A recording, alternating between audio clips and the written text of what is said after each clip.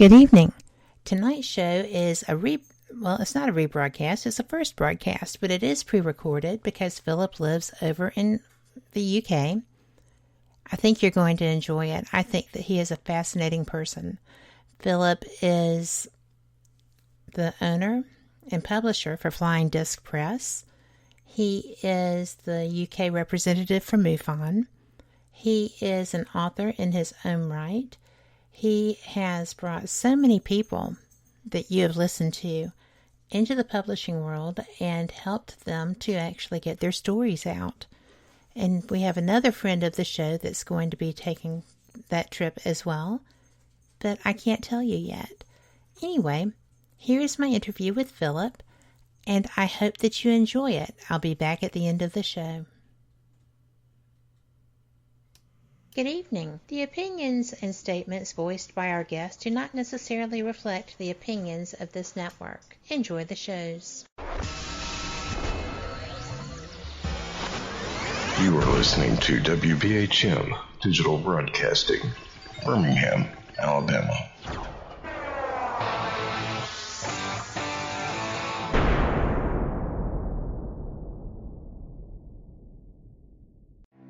Headline edition, July 8, 1947. The Army Air Forces has announced that a flying disc has been found and is now in the possession of the Army. Army officers say the missile, found sometime last week, has been inspected at Roswell, New Mexico, and sent to Wright Field, Ohio, for further inspection. Now, historic films made in the spring of 1948 and just released show Eniwetok preparing for heavily guarded and still largely secret tests of new atomic weapons. The test's purpose is to measure atomic effects on thousands of different materials, 30,000 tons of them, not, as at Bikini, to prove military effectiveness.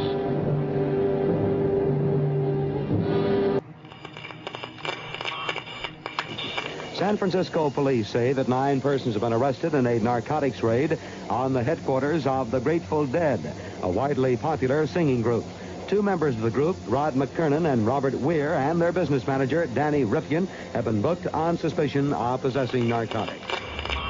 3, 2, 1, 0. All engine running. Liftoff. We have a liftoff. 32 minutes past the hour. Liftoff on Apollo 11.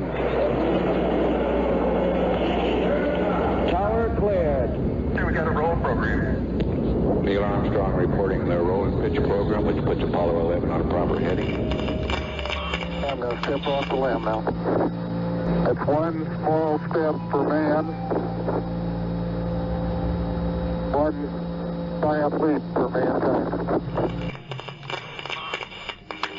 Well, strange lights are causing a viral buzz on YouTube. Could we have caught extraterrestrial activity on a recent newscast? Brandon Arroyo investigates. As the newscast ended, the controversy began back on September 26th. What is that light shining in the back of the dark night sky?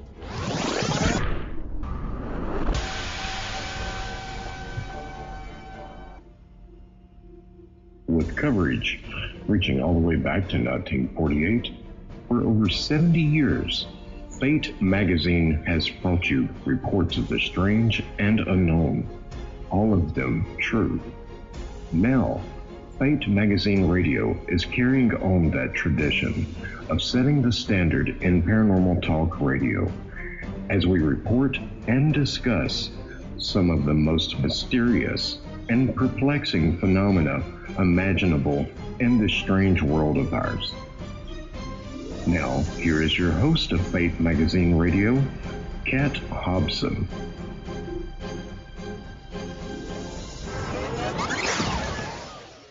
Welcome to Fate Mag Radio. I am Kat Hobson, your host, and I am joined by my fabulous guest, and I hope y'all have heard him before because I've interviewed him.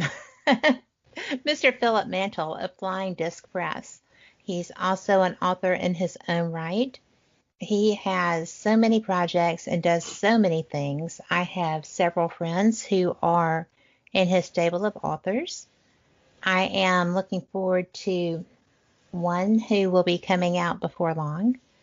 And Philip has a new book out too. So, Philip, welcome to Fate Mag Radio. Yeah, good afternoon, Kat. Nice to speak to you again. It's always nice to speak to you. Thank you. You know, I am pleased that we made this work because we're so far apart in time zones and such that we have to really put effort into doing our interviews, and I'm glad you do that. Thank you. That's my pleasure, I can assure you. Thanks. Well, you know, you've been up to so much, and you know, you did the alien autopsy projects, and you've been busy making other people well known through the publishing. I am interested in your new book. Can you tell us about it? Absolutely, Kat. Yes, thank you.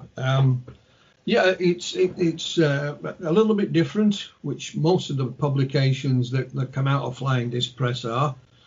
This time it's for a younger audience, what I've termed, an adolescent sort of high school audience. And it's called Introducing UFOs, a young person's guide.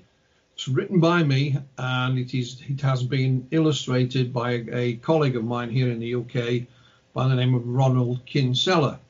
So it's just a little bit different than to some of the other things I've either written or published in the past. But like I said, it's for looking at a different age group this time, Kat. Well, I think it's really neat that you did that, because even for some adults, this topic can be frightening. And, if you start listening to the reports of alien abductions, alien intrusions into homes, alien intrusions into vehicles and into people in their lives, that's all scary, or can be. I think it's really good that you found a way to explain it that's not. Well, the way the book came about, I kind of tried to look back on myself, because it was when I was in my teenage years that I became interested. So I tried to transport the old me into the future, and we've discussed this with colleagues. I mean, I've been involved in this subject for over 40 years, and I've got a few colleagues about the same age group. And I remember, Kat, when we were sort of getting started in this subject, we were in our early 20s. We're actually at a UFO conference in London, and people were pointing at us saying, these are the next generation of UFO researchers. So I've discussed with colleagues to say, there will be another generation coming up behind us. We might not know exactly who they are. They may not know it themselves just yet. But just like any subject, there will be the next generation of UFO researchers. So I kind of looked around and thought, well, is there anything that, if you're getting interested, if you're just getting interested in the subject now, is there a book that you can pick up that will give you that little kickstart? It's not out to indoctrinate anyone. And so I came up with this idea. It's not too text dominant. I mean, the last thing I think you want as a high school student, apart from the work you have to read, is something that's like an encyclopedia, Kat. So it's just around about 150 pages. We go through the decades and pick out, 3 cases from each decade, and use a lot of visuals as well, photographs, documents, a couple of maps, maybe some artwork. And then at the beginning of each chapter, this is where Ronald's artwork comes in. I wanted at the beginning of each chapter a unique piece of designer artwork, so it grabs your attention. So Ronald's artwork is not meant to be 100% accurate. It is based on the first case in each chapter, but it's more there to get you interested and think, oh, that looks interesting, and hope it will entice you to read the remainder, And in the middle of the book, I don't know about you, Kat, but when I was young, if I picked up a book, I used to like to, first of all, I'd read what was on the back cover, and then I'd flick through it to see if there was any photographs or pictures. So I've done that with Introducing UFOs. In the middle is a UFO photo file. And nice. What I did, I wrote to colleagues in different parts of the world, explained what I was doing, and saying, you know, have you got any UFO photographs that you think are authentic that I can use in the book? So there are some that you will recognise, like Paul Trent from Mantle in the 1950s. But there are others from parts of the world that you will have never seen before, I'm pretty sure, from Russia, from China, from Turkey, from Italy, from Australia. But the introduction to this section is I use a fake photograph from Project Blue Book. And I finished the little introduction to the UFO photo file and say, you know, we leave you to decide if they are authentic or not. So again, we're not saying these are definitely 100%, but you make up your own mind. And as a UFO investigator, Kat, down the years, so many times when I've interviewed people, I said, did you have a camera? Yeah. Well, did you? No, I forgot to. I never thought. I was out in the street. That happens a lot. Yeah, I was out. Or I said, were there anyone else there? Well, yeah. Well, did you draw their attention to it? Well, no, I never thought. Little things like that. So I included a section in the book that gives you some little hints and tips. If you're just fortunate enough to see something you believe is anomalous, just follow these little tips, and it will help. And of course, report it, you know, to either a UFO group or your local police or whoever. And to sort of round it all off, we bring everybody up to date with what happened with the Department of Defense, the Tic Tac videos, and so on. And I round it off with 3 theories. These are not all the theories, but what I'm saying is these are 3 out of the many theories to try and explain UFOs. Right. One is that they're not of this earth, you know, extraterrestrial. The other that perhaps it's secret, you know, man-made technology, but nonetheless secret.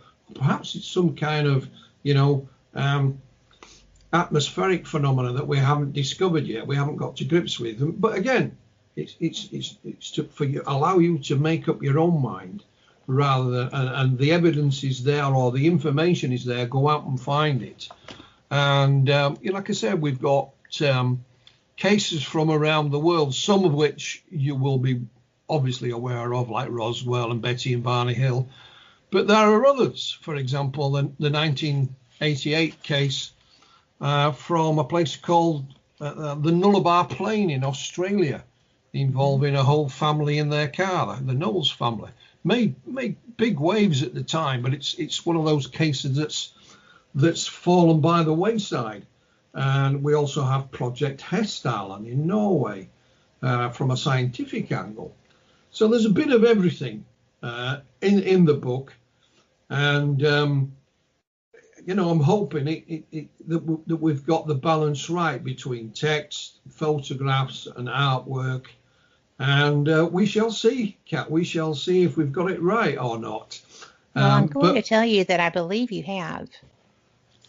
Well, thank you. But see, one of the reasons we used cases from different parts of the world was to emphasize that whatever the UFO phenomena is, it is truly global. It doesn't recognize any international boundaries whatsoever. And, you know, to show you that, here we have cases from Australia, from Iran, you know, from the UK, the USA, you know, cases, yes, Betty and Barney Hill, we all know about that, but others that are perhaps are not so well known. So, you know, just to give you an example, we've put some, you know, official documents in there, and that's it. I mean, we've got the Belgian UFOs, the flying triangles from Belgium in 1988 and 1999, which were also caught on military aircraft radar. We have the radar tracks there for everyone to see. So it's not just a story. Now, see, that's very cool. That is going to catch the eye of any person who is interested in getting into detail and these kids are used to viewing things of that nature, even in their video games. They're trained to have a technical eye. Well, exactly. So, I mean, we've all seen the Tic Tac videos that came out from ATIP, as it's being called, or the Department of Defense study, and they are fascinating. But we'll have to remember that with the Belgian triangles of 1988 and 1990, they did capture the UFO on F-16 fighter jet radar, onboard radar. The difference being with the Belgian Air Force, who are part of our, frontline NATO defences, let's not forget that, they decided not to keep it a secret. And they held a press conference. And lo and behold, they showed the onboard radar tracking. You can see this thing as clear as day. And so it showed, there is a difference between that and perhaps the UK and the United States. They released it. And it is a fascinating event in its own right. And like you said, the teenage audience today are used to growing up with technology. They carry it around in their back pocket most of the time on their mobile phones. So hopefully something like that will appeal to that side of their nature. But we go back in time. There's a UFO landing at Valençol in 1965 in France, complete with its occupants. And then we've got the Lonnie Zamora landing at Socorro in New Mexico. So a bit of everything there, a bit of everything. So hopefully it will capture their imagination. Hopefully we've kind of got a nice mix for them.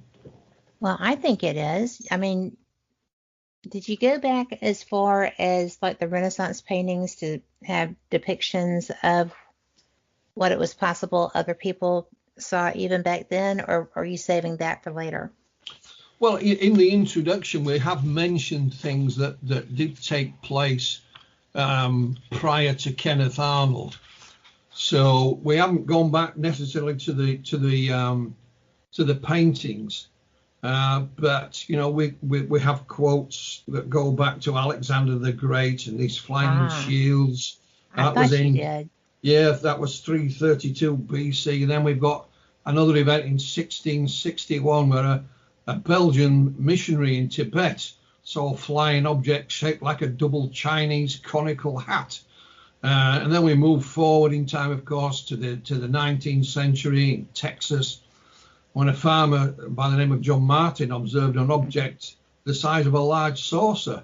And then we go to, the Foo Fighters during the Second World War.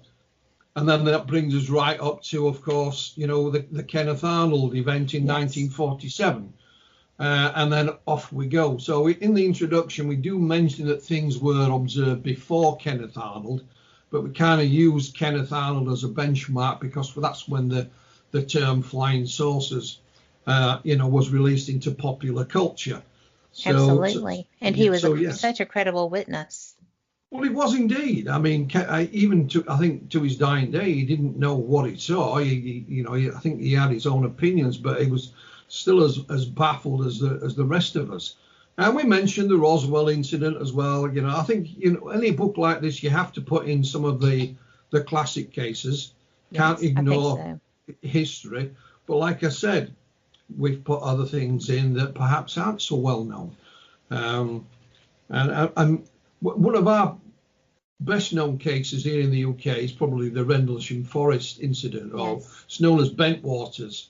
Well, we do touch on that, but I'm not sure a lot of people are aware that back in August of 1956, at the same place, they had a radar visual sighting. They sent some what were called Venom aircrafts to intercept, but they caught it on ground radar and they could see the UFO from the ground as well. And that was the same location as the later sightings in December 1980 at what we now call RAF Bentwaters.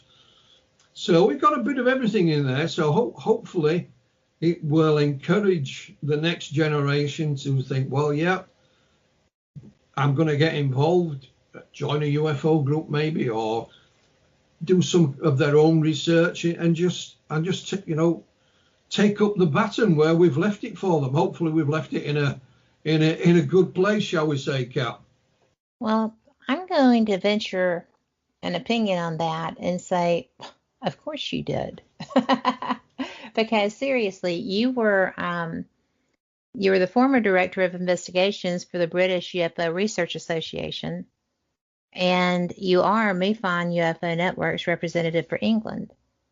So, and then you go over to Ukraine and you're an honorary member of the Research Institute on Anomalous Phenomena there. There is a lot of knowledge that you have to share. And I think that sharing it in this way is truly a remarkable thing. And I am so glad that you did that. I think it's just going to help people. I'm sorry to interrupt. It is time for us to take our first break, and we will be right back after this with Philip Mantle. Thank y'all so much for being here. I appreciate it, and I know he does too.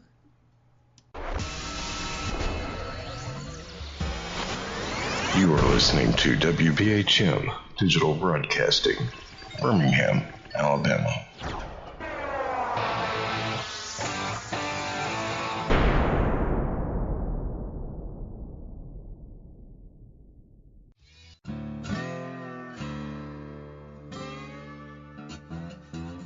Oh, come on. I'm Southern, but...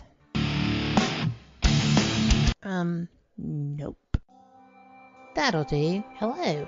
I am Kat Hobson, host of Paranormal Experience here on WBHM Digital Broadcasting out of Birmingham, Alabama. I enjoy having guests from all areas of the paranormal, from ghosts to ufology to cryptids and beyond. You'll find some of the best researchers in their fields bringing you some great information. Join me on Wednesday nights from 8 to 10 p. Eastern here on WBHM Digital Broadcasting.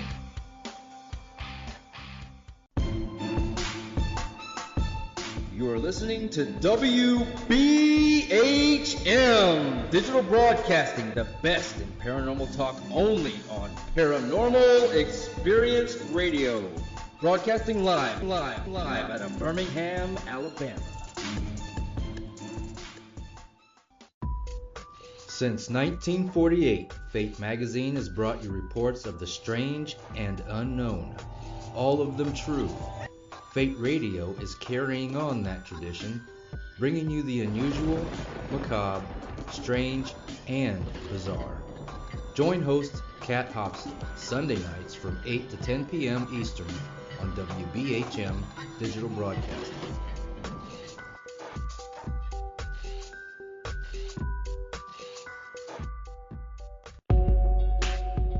You are listening to WBHM Digital Broadcasting, the best in paranormal talk, only on Paranormal Experience Radio, broadcasting live out of Birmingham, Alabama.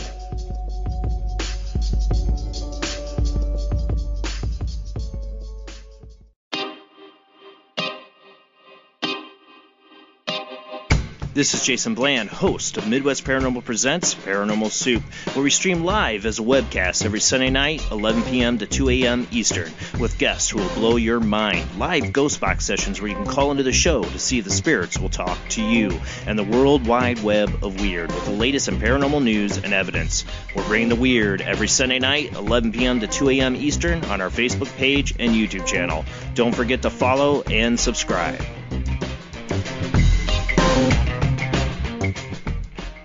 Thank you for listening to WBHM Digital Broadcasting out of Birmingham, Alabama. The time is 23 minutes after the hour. We are back with my guest, Philip Mantle, and I'm so glad you're here. Philip, we've been talking about experiences that you've been sharing in your book and for young people, and I have to tell you, it was weird when I was young. When I started researching this stuff, I saw my first unknown object when I was in 6th grade.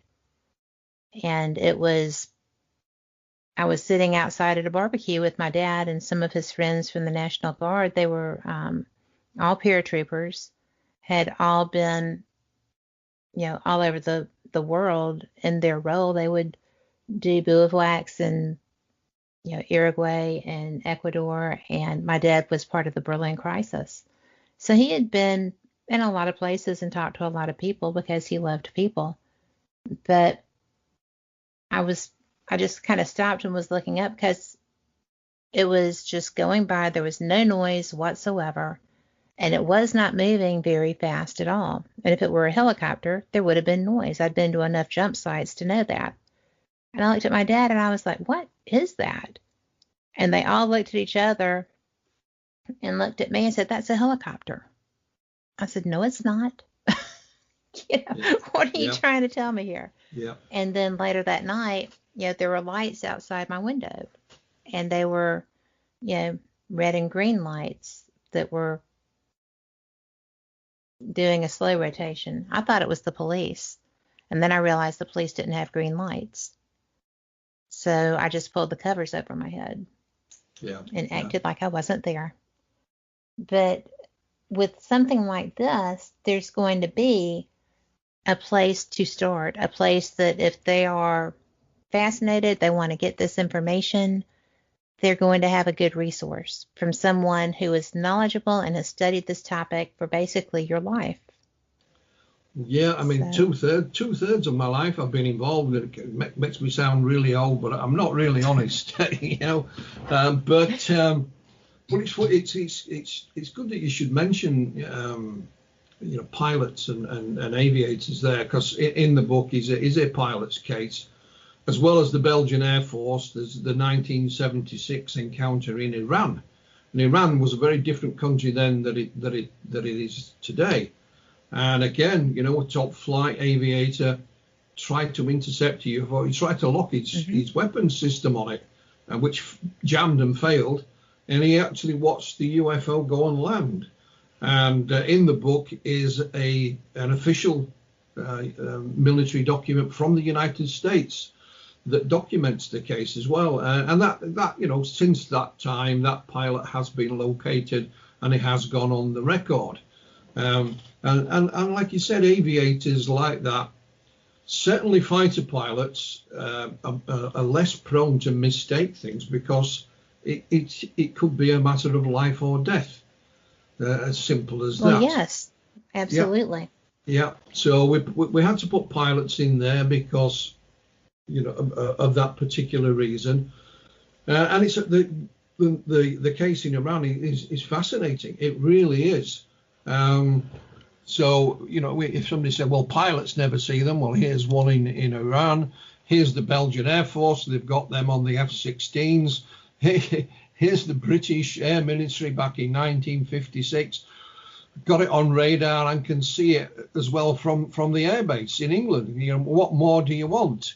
So it's all there. And of course, we've made the publication available in the old-fashioned format, as some people might call it, in a book.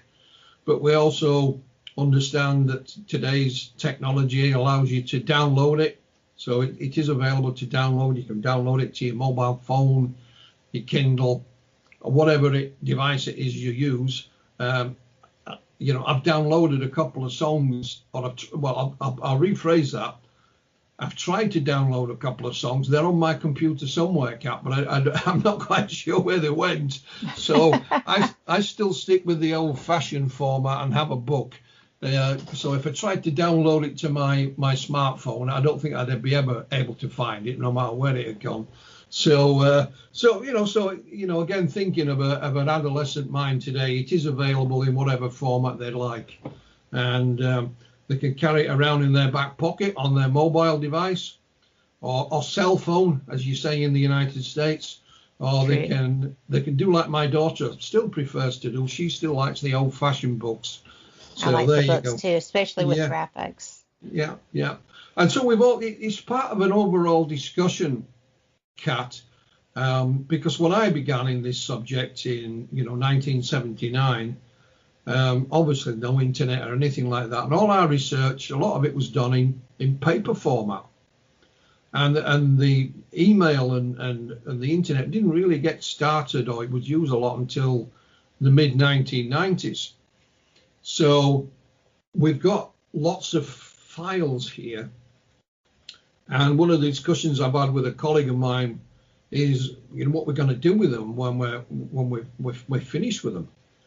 Where are we going to put them? Where they're going to be held and stored so they're not lost forever.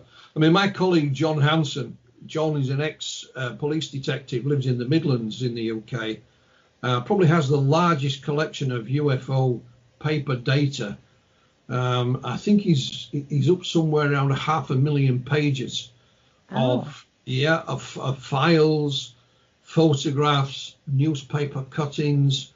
That's not to mention all the magazines and books he's acquired as well. And John is fast running out of space, and we don't have anywhere that we can say, right, once we've passed away, can they make sure these are automatically sent to this establishment? Is there no museum for that information? No, we have nothing like that at all. Not globally? There is a what's called the Archives for UFO Research in a place called Norrköping in Sweden. They've got the biggest collection of UFO material anywhere on the planet. But the problem is it's in Norrköping in Sweden.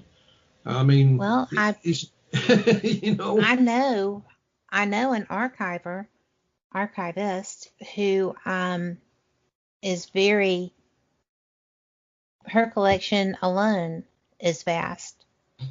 And I know that she might be a little controversial, but I don't think so. But I will share her information with you, and maybe that would be something that you could coordinate with to find a place to create a library. And she lives in the American Southwest, so the climate would be good for documents. I mean, I know climate control, but sometimes the power goes out. So you need to have a backup plan.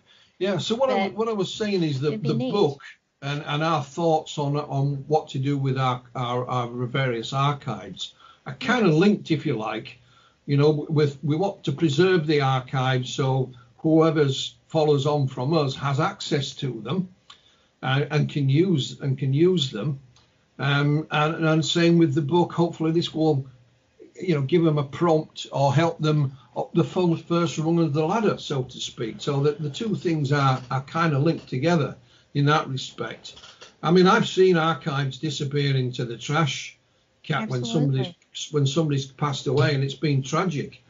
And don't get me wrong, the gentlemen, the ladies and gentlemen who run the Archives for UFO Research in Sweden do an excellent job. I've donated things to them. Please don't misunderstand me. Oh, no, I don't doubt that. It's in Sweden. Their professionalism. But what was interesting, I mean, back in the early 1990s, I was hired by a company to put together a UFO museum here in the UK. And they'd got a place in the south of England where they wanted to make this happen. So it was going to be part educational and part fun. For example, when you first went in, you sat down and you went for a ride on a flying saucer. So, your seat would shake and rotate, and there'd be noises and there'd be a big screen. Then you came out, and then there was all the displays and all that kind of thing. And a bit like the UFO museum at Roswell, but with a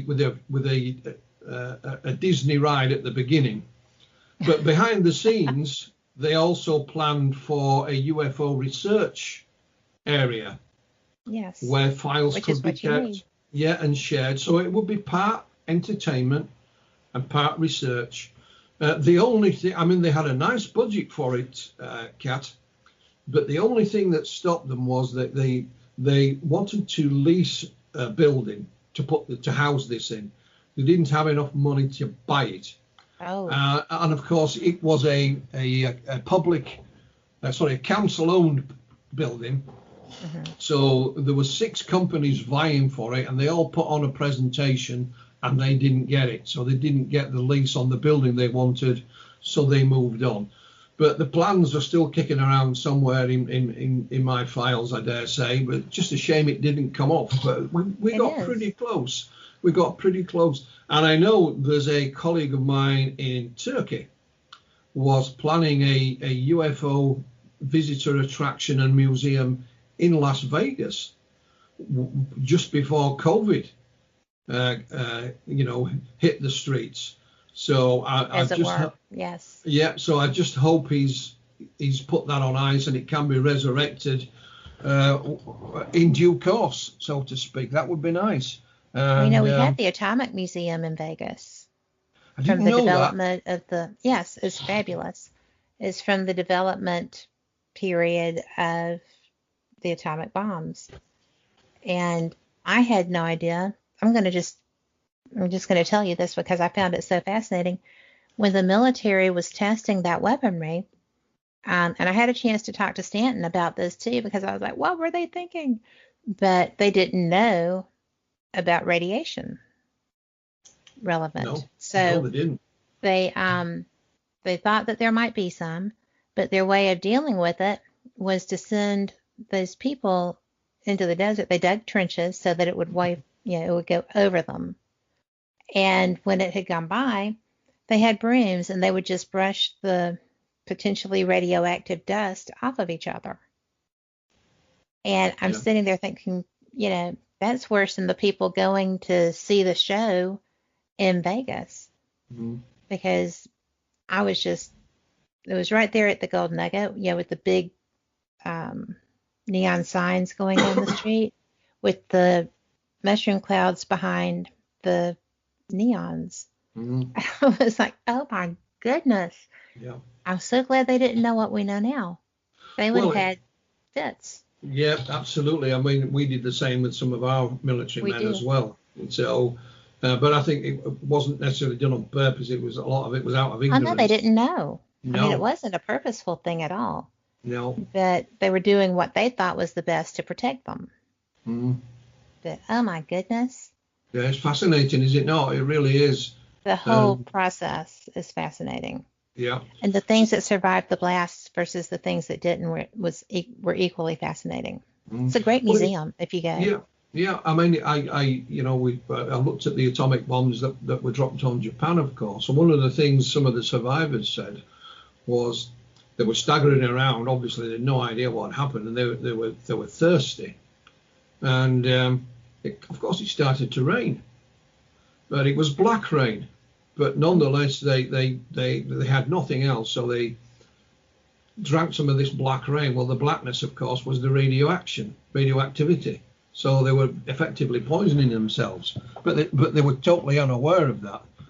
But we've gone off topic anyway. So, we totally have. No, but of course. But it's a good place for a museum. It is kind of relevant though, because shortly after the Second World War, Roswell happened, and of course the 509th bomb group that were involved at the time were the only atomic bomb wing in the world. They didn't fly the atomic bombs from the Roswell Army Air Force.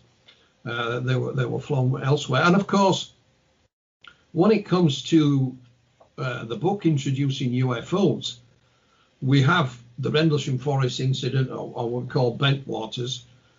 But at the time, what the general public in the UK didn't know is that it did have atomic weapons there. And there was a big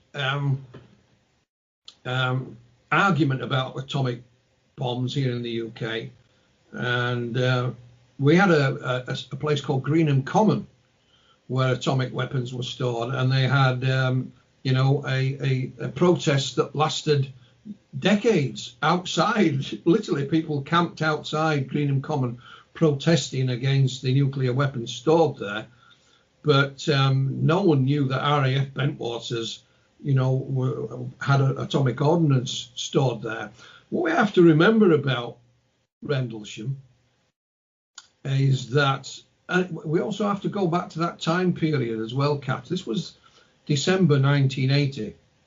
So the Soviet Union was still intact.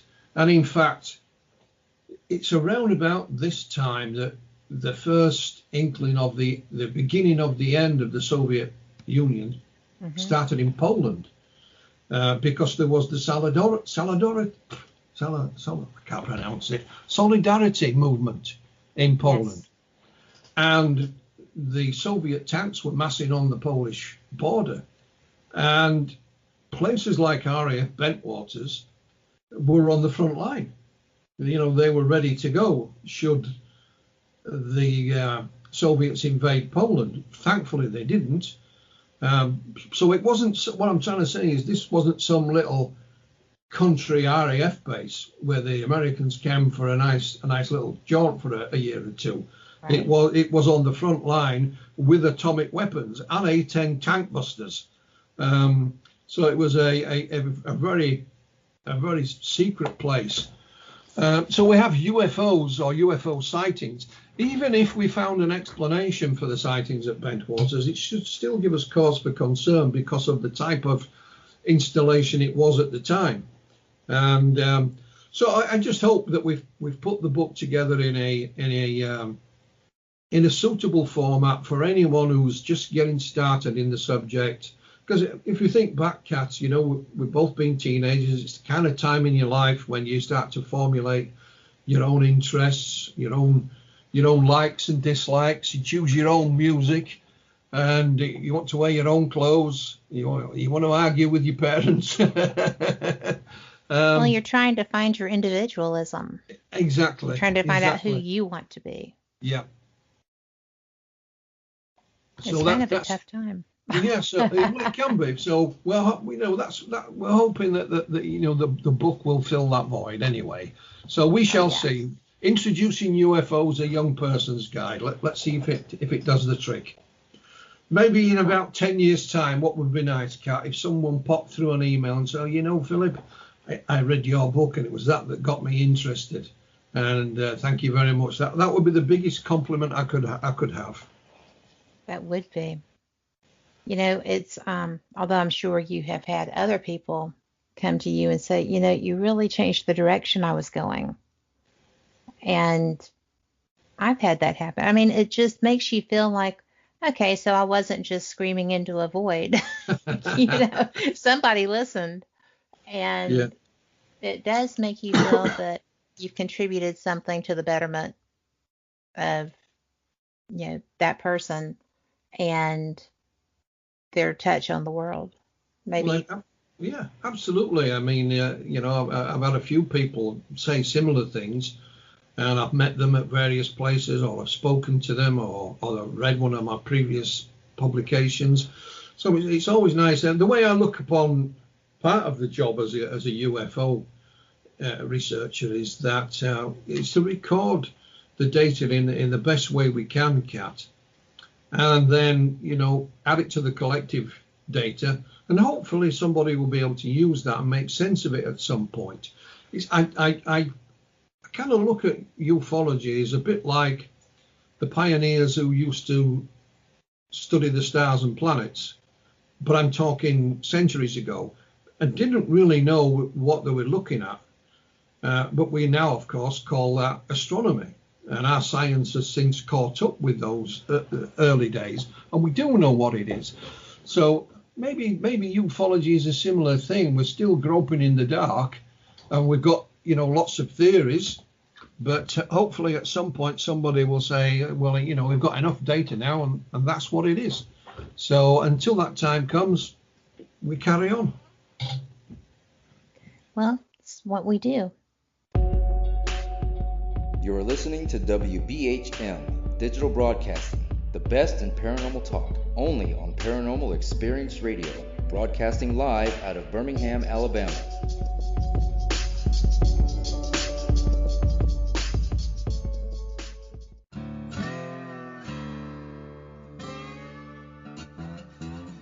Oh, come on. I'm Southern, but... Nope.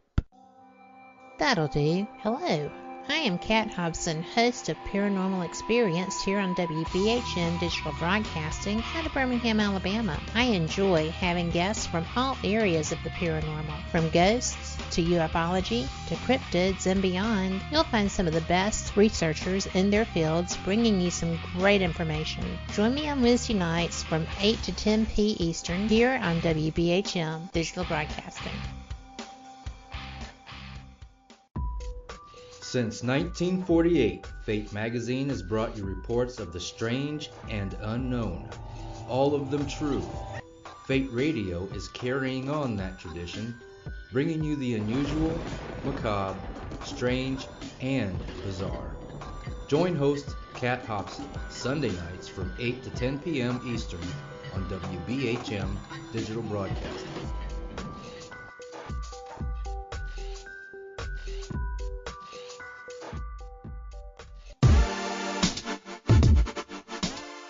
Listening to WBHM Digital Broadcasting, the best in paranormal talk, only on Paranormal Experienced Radio, broadcasting live out of Birmingham, Alabama. We are back, and as we were saying, we just continue, right? We carry on. We do indeed. You know, I really do think this book is terrific. I am looking forward to my hard copy. Because I like hard copies too, and especially something with that kind of imagery. It's going to be neat.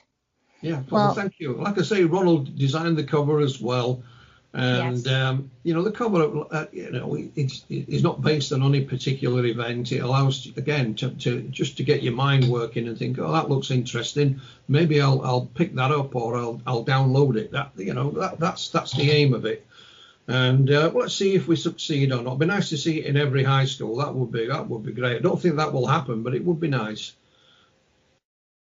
Well, that'll be amazing. I think that you're going to be surprised by the reaction you get. Well, hopefully in a good way, Kat. There's always that caveat, right? But yes, definitely in a good way. But, well, you have got so many things going on. I know that you have Calvin Parker, with his screenplay finished. You have, oh my goodness, all kinds of stuff. Trey Hudson coming up with a book. Yeah. 2 books. You've got so much going on, and he has shared a lot about those experiences that he wrote about. I was glad that you were able to work that out. I sent him to you. Yes, you did. And thought that would be such a fantastic mix, and I'm so pleased it worked. But the people that you have, not just those 2, but just about everyone involved, have extraordinary experiences. Mm-hmm. And they don't seem to. Like, Calvin ran from his for quite some time. But Trey was just like, would you look at that? Yeah. Oh, my gosh. And, obviously, militarily trained in his case, as well as his fellow researchers for the most part. But all of these things are amazing. You've got the young men in Brazil. Mm-hmm. Who has, and there's so much. Well, when I started flying this press, Kat, it was back in 2015. Because I've been around a long time, and I had also been a magazine editor, I knew a lot of people around the world, and a friend of mine by the name of Peter Cielebias in Poland, he sent me a manuscript that he had written, not to have published. Peter wanted to practice his written English. His spoken English is very good. So he sent me it and said, can you read it, Philip? So I did, and I thought, well, he's written English is pretty good, and it's a fascinating manuscript. So I mentioned my colleague John Hanson earlier. John has his own little publishing concern called Haunted Skies, and I would recommend it to anyone. So John encouraged me to take the plunge. I was still at a full-time day job at that point, but John encouraged me to publish this book from Poland. My intention was to wait a few years until I actually retired, but nonetheless I published it, and it was called UFOs Over Poland by Peter Cielebias, and it went very well. So I took the plunge and started flying disc press with that. And the idea I had, Kat, and still do, is to try and publish material that perhaps you can't lay your hands on so easily. Most of the cases in Peter's book had never been published in English before, for example. I followed that up with UFOs Over Romania by Dr. Dan Farkas. Again, with Dan's research, most of that had never seen the light of day in English. But there's also, well-known authors like Kevin Randall, who wrote about, I published a book of his called, Project Blue Book, The Best Cases, as well as some of my own work as well. For example, my first book that I co-authored was back in 1994 with a journalist colleague of mine by the name of Carl Nagatis. So I've published a revised edition of that just this year. It's without consent, it's updated, lots of new material. It's all about abduction accounts here in the UK. And so,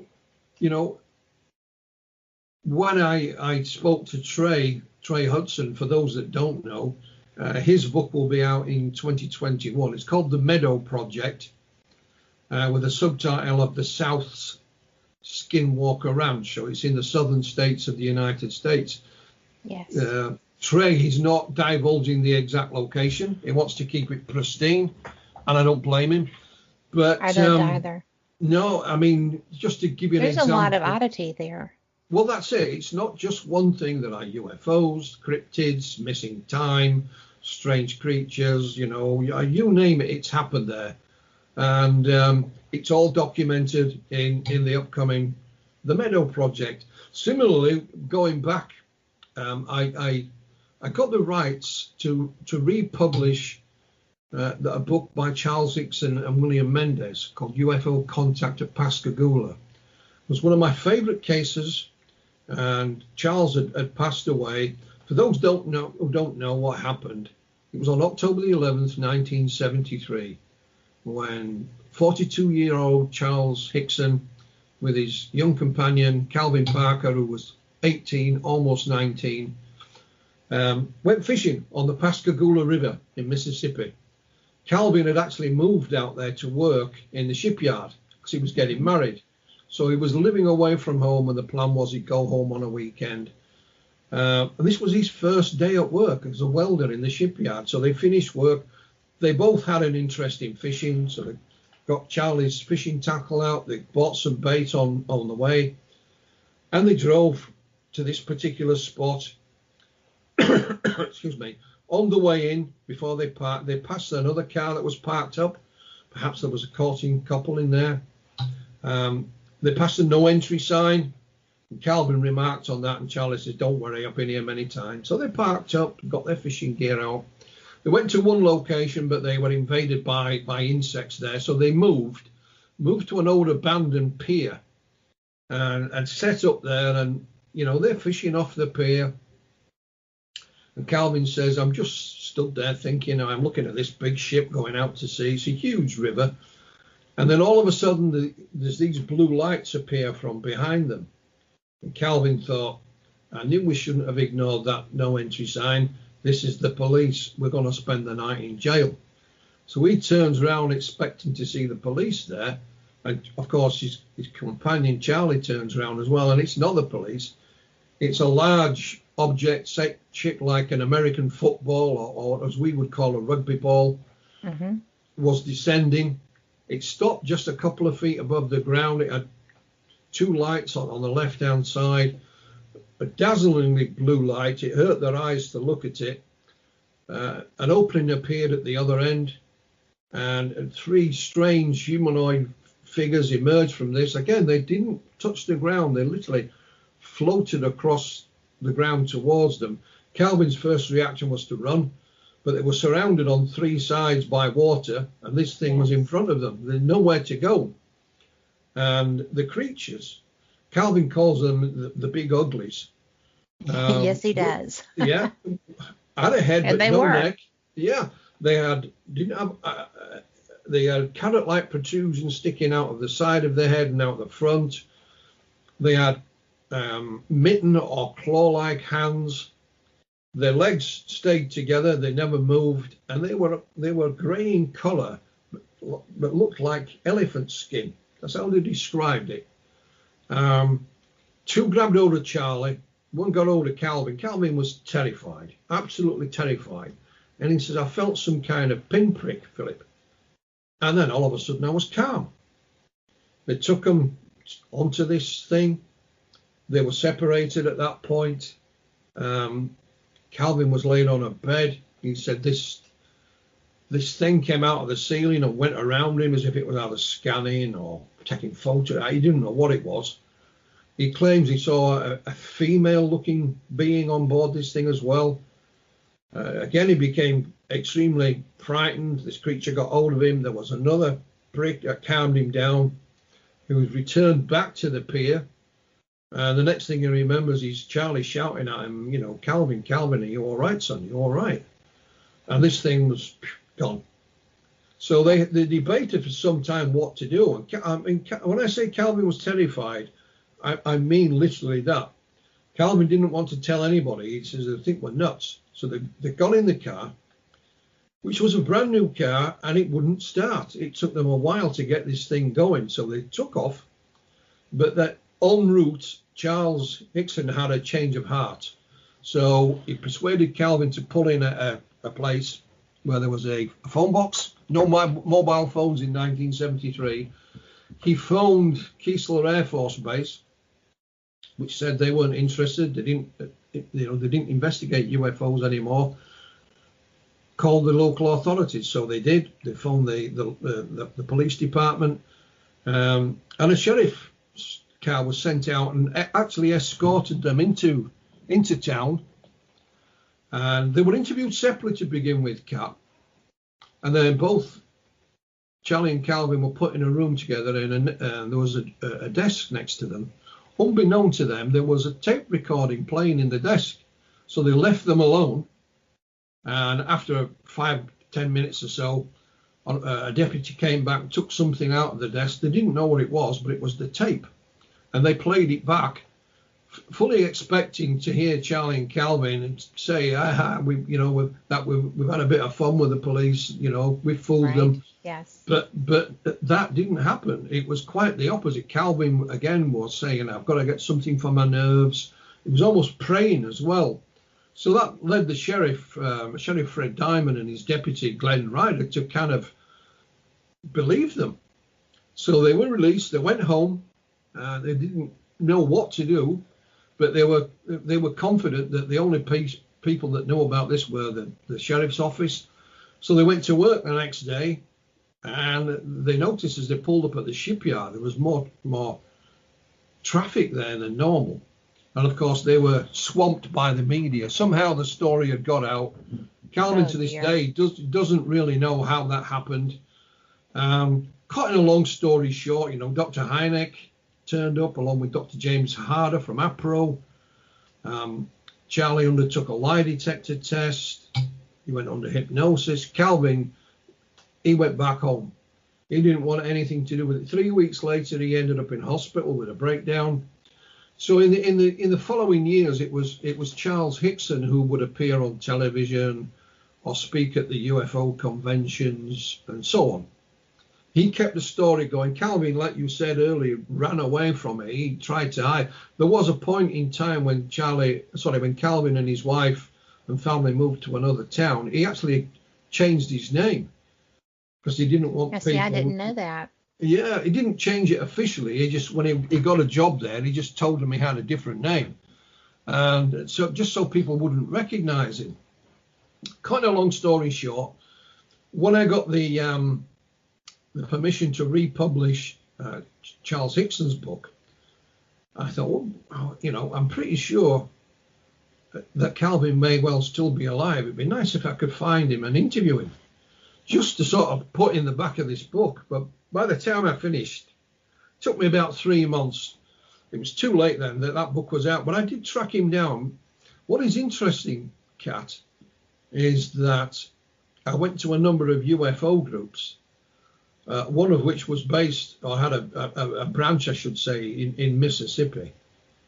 And they'd never heard of the case, let alone Calvin Parker or Charles Hickson, which My word. amazed me. Anyway. Well, we are going to have to go to our top of the hour news break. Thank you so much, and we will be back on the flip side. This is a great time to stretch your legs, fill that beverage container, whatever floats your boat. This message comes from NPR sponsor Bank of America. With the Bank of America Cash Rewards credit card, you can choose to earn 3% cash back on online shopping. The essentials have never felt more rewarding. Visit bankofamerica.com/more rewarding to apply now. Copyright 2020 Bank of America Corporation. Live from NPR News, I'm Janine Herbst. Former New York City Mayor and Trump lawyer Rudy Giuliani has tested positive for the coronavirus. As NPR's Tamara Keith reports, President Trump announced it in a tweet. Giuliani has been traveling around the country, holding events largely mask-free, where he's falsely claimed fraud and spread conspiracy theories about the election, including a hearing in Michigan on Wednesday, where he encouraged a witness sitting right next to him to take her mask off. I don't want you to do this if you feel uncomfortable, but would you be comfortable taking your mask off so that people could hear you more clearly? Can you hear me now? She left it on. After throwing out the campaign's initial legal strategy, Giuliani has led the president's efforts to overturn the election outcome. Trump announced his lawyer's positive coronavirus test in a tweet, saying, quote, "Get better soon, Rudy. We will carry on!" Exclamation point. Tamara Keith, NPR News. Meanwhile, the number of coronavirus cases around the country continues to surge. There are now more than 14.6 million confirmed cases, according to data from Johns Hopkins University. This as hospitals run out of space and personnel, and that has led many areas to reimpose lockdowns, including Southern California, parts of the Central Valley, and San Francisco Bay Area, which face lockdowns starting tonight. With just a few days left until the federal government funding runs out, Congress continues to negotiate a COVID relief bill. NPR's Mara Eliason reports. Lawmakers say the package, which could be attached to the government funding bill, includes about $900 billion of help for small businesses, the unemployed, and possibly state and local governments. Democrats had originally wanted a much bigger bill. Republican Senate Majority Leader Mitch McConnell, who has not commented on the negotiations, had originally wanted a much smaller one. President-elect Biden says he hopes Congress acts on this package, but says another relief measure will be needed after he takes office. In just a few weeks, unemployment benefits, eviction protections, and foreclosure protections will run out for millions of Americans. Mara Eliason, NPR News. A Senate debate will be held in Georgia tonight ahead of the runoff election next month that will decide who leads the U.S. Senate. But as Georgia Public Broadcasting Stephen Fowler reports, not all of the candidates are participating. Appointed Republican Senator Kelly Loeffler will debate Raphael Warnock, a black Baptist pastor who heads up the same church where Martin Luther King Jr. preached. They face off to fill the final 2 years of Johnny Isakson's term after he resigned last year for health reasons. The first debate will feature Democrat John Ossoff and an empty lectern representing Republican Senator David Perdue, who declined to attend.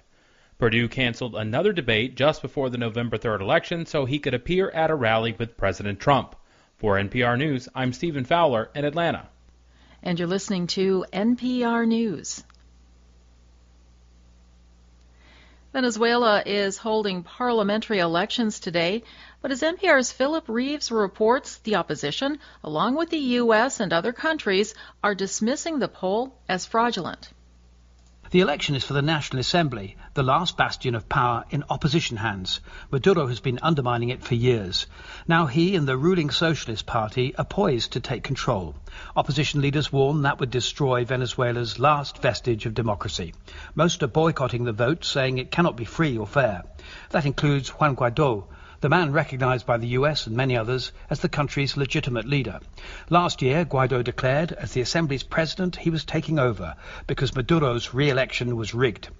Guaidó's once sky-high popularity has since evaporated. These elections compound his woes. Philip Reeves, NPR News. The private company SpaceX launched the latest, bigger version of its Dragon cargo ship from Florida this morning. It was packed with more than 6,000 pounds of supplies headed for the International Space Station. That includes Christmas presents and treats, along with 250 science and research experiments. It's the first time the company has had 2 capsules in orbit at the same time. The cargo ship is expected to reach the space station tomorrow and join Dragon cruise ship that delivered 4 astronauts last month. And for the astronauts' Christmas feast, the Dragon is carrying roasted turkey, cornbread dressing, cranberry sauce, shortbread cookies, and tubes of icing. I'm Janine Herbst, and you're listening to NPR News. I eventually was given Calvin's email, and fortunately it still worked. And he gave me his phone number. Unbeknown to me, when I phoned Calvin, he was very polite, but just didn't say an awful lot. What I didn't know is his wife Waynette and him had not long before this been to a funeral. One of her friends had died. And I don't know if it was a book of condolence or something like that, but they signed something on the way out of the church.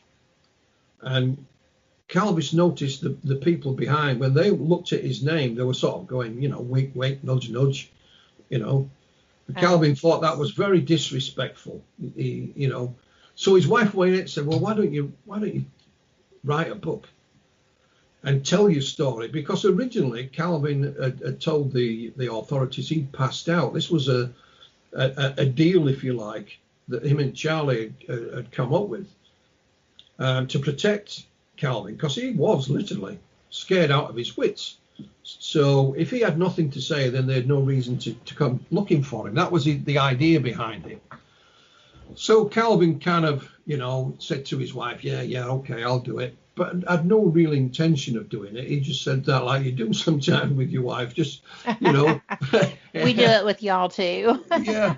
So then out of the blue, he gets the email from me, and I speak to him on the phone, and he mentions, I'm thinking of writing a book. And at that point, he'd still no intention of doing it. So I said, well, maybe I can help. So I told him what I could do. I am a one-man publisher, Cat. There is nothing behind me. I have no financial support. It's just me. I gave up the day job a couple of years back to do this full time. And so he said, okay. And so I helped Calvin, and he wrote the first book, which is called Pascagoula, The Closest Encounter, My Story, by Calvin Parker. And it went on, we were amazed, it became a bestseller on Amazon. But what did happen, Kat, the whole reason for telling this story is Calvin did some local TV. And some piece of that was put on YouTube. And in the comment section underneath, one lady had written, my mother and father were on the opposite side of the river that night, and they too saw the UFO. So that grabbed my attention. That was so interesting. Well, yeah, but so I contacted this lady. Fortunately, she replied. She says, I'll ask my mum and dad if they'll speak to you. They said they would. She gave us their telephone number, and this was a Mr. and Mrs. Blair. And the story they've told us is that, yes, they were on the opposite side of the river on a pier. Mr. Blair worked in the fishing industry. He was waiting for a boat to come in, which was late. So he'd had a nap in the back of the car. He was somewhat, how shall we say, grumpy. He wasn't very happy because the boat was late. And Mrs. Blair said, I'm stood there and I could see this blue light, the opposite side of the river. It was moving around, she said, as if it was either looking for something or it was lost. It didn't know where it was going. Their boat then came in. Mr. Blair also saw the blue lights. As they're walking in the darkness along this pier, Mrs. Blair said, there's a huge splash in the water right next to me. And she says, I looked down, and there in the water is a grey man. That's her words, a grey man. She said, it went under the water, and I couldn't see it again. It never came back up again. She literally ran up to the boat, threw Mr. Blair's belongings on it, and then turned and ran, because she got to go back down the same way to get back to her car. So Mr. Blair and her discussed this. They saw Charlie and Calvin on the news the next day, and he said, we're not going to tell anybody. They'll think we're nuts. They'll think we're crazy. So, of course, they've now told the story. They went and met Calvin. Mr. Blair, later on, sadly, he became ill. And I spoke to him on the phone, and he said, Philip, I too saw the humanoid. That was his word, not mine. And he said, I saw it come up out of the water. I said, I saw it go across the water, and I saw the UFO take off. And he said, I've never told anybody that. I said, I thought people would think we were crazy. And I didn't want that. He had a young, he went on to have a family. And the young lady, of course, who told us about it was his youngest daughter. And he's told us more. And sadly, he's passed away, but Mrs. Blair is still alive. Sorry, Kat, what were you going to say? Well, I was going to ask if you could clarify that he saw this gray creature, this gray humanoid, go across to the UFO and get out. We didn't see it go out because it was too far. He saw it. He said, I saw it go across the water because we have to remember the Pascagoula River is a big river. It is, do shipbuilding especially on there. It. Yeah, it is a big bit. So I saw it go out across the water, and we saw the UFO take off. And maybe Mrs. Blair didn't see that because she had run in terror back towards the car. I would have been running back too. Yeah. So but we have Mr. Blair on film as well. Sadly, he's now passed away. But he wasn't the only man to see something that night. Another gentleman, Calvin Parker, was doing a book signing in Pascagoula, and a chap came up, bought a book. Thank you very much. Oh, by the way, I saw the UFO that night, and he walked away. Calvin was that busy, but fortunately somebody was taking photographs, and we have a picture of this gentleman buying his book. So I put it out. I put the photograph out, and eventually a lady came forward and said, "I know who that is. I'll ask him if he'll speak to you." And he did. And it was a gentleman by the name of Mr. Lewis Lee, and he was working in the shipyard that night. He was a crane operator, and he said my cab was about 10 or 12 feet off the ground, and he says, as soon as I got in it, Philip, I could see this thing. He called it the Blue Diamond. Yes, and he said, I've never seen anything like it in my life. And he watched it for a good 10 minutes. And he said, the only reason I took my eyes off it is because I had a load on the end of the crane. And my colleague down below is shouting, what are you doing? So he attended to that. And when he looked back, it had gone. Lots of other witnesses have come forward, Kat, from in and around the area, both before and after. One of the latest, because this has been ongoing, it hasn't stopped, was a gentleman who said, because there's a big bridge goes over the river. It's Highway 90, I believe. It's a big road bridge. And some people have commented, well, why didn't people driving across the river see something? Well, this gentleman did. He said, I'm going back home. And he said, I saw the blue light down below us. He said, I thought it was an aeroplane that was going to crash. It was so low. And he said, I watched it for about 30 seconds. My wife sat next to me. She couldn't see it because she was on the opposite side. So he says, the next day, without checking my records, I think it's his aunt. He said, my aunt lived down by the river. I drove down to see her. And he said, before I had a chance to say anything, she says to me, you'll never believe what I saw last night. And she too saw it. at the same time. So, and we still have other things being reported to us, and I've been greatly assisted by my colleague in the States, Dr. Irina Scott. Yes. And a chap by the name of Douglas Wilson, who's part of MUFON. And a lot of this material, of course, went in Calvin's second book, which is called Pascagoula, The Story Continues. Calvin had another encounter in 1993, which is also featured in his second book. What Calvin went on to tell us was that because of this encounter in 1993, with a colleague persuaded him to go and visit Bud Hopkins. Now, Bud was at a UFO convention in Florida, so they drove down unannounced and managed to get Bud to see Calvin, and he put him under hypnosis in his hotel. So I managed to obtain a copy of the tape of the hypnosis. So that's transcribed and in full in the book.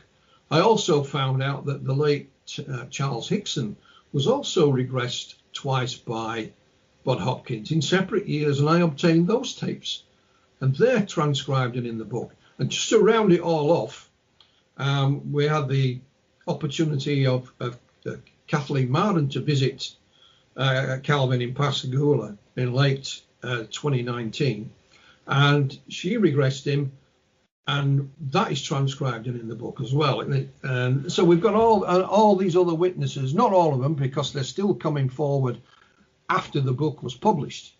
And literally, my colleague, Dr. Irina Scott, spoke to 2 witnesses in these last couple of weeks and interviewed them on the telephone. So, just from us publishing Calvin's first book, all this other information has come to light, Kat. And what is interesting, remember I told you Calvin said he felt a couple of pricks and it calmed him down. Well, the Center for UFO Studies sent me their file on Pascagoula. Bearing in mind Hynek was there, of course. And right in the middle of it, it's just a PDF file. There is a 1-page typewritten document entitled Puncture Wounds. And it's dated the 13th of October 1973.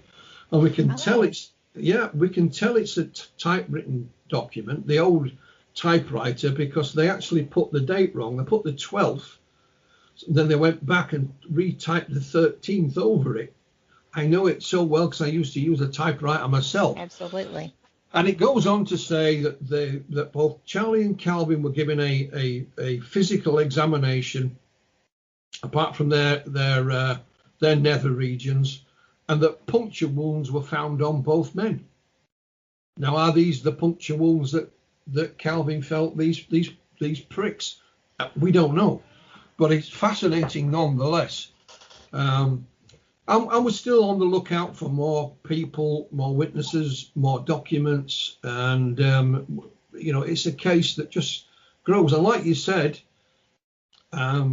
Calvin was contacted via a film and television producer in California. They signed an agreement, and the screenplay based on Calvin's story is complete. I've had the opportunity to read it, and it is very, very well written. It is very good indeed.